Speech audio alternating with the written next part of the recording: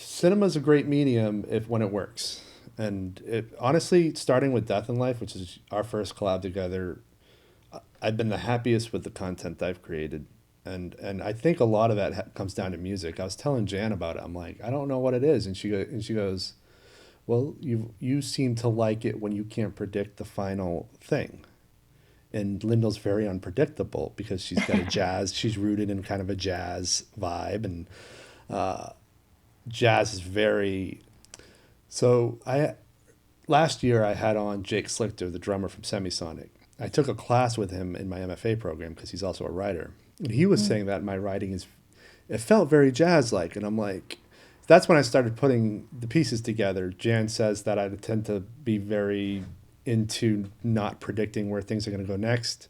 This guy's saying my writing is jazz like, and I think that's why Death in Life really worked because it's not a movie I could have predicted, mostly because of the music.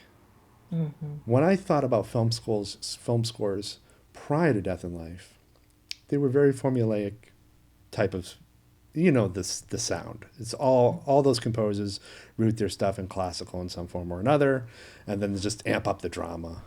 And there's something about the jazz feel of that score that just made me realize the direction I had to go with developing other projects. How can I develop a process so that one, I'm going to end up turning in a project somehow, but also not be able to 100% predict what it's going to feel like.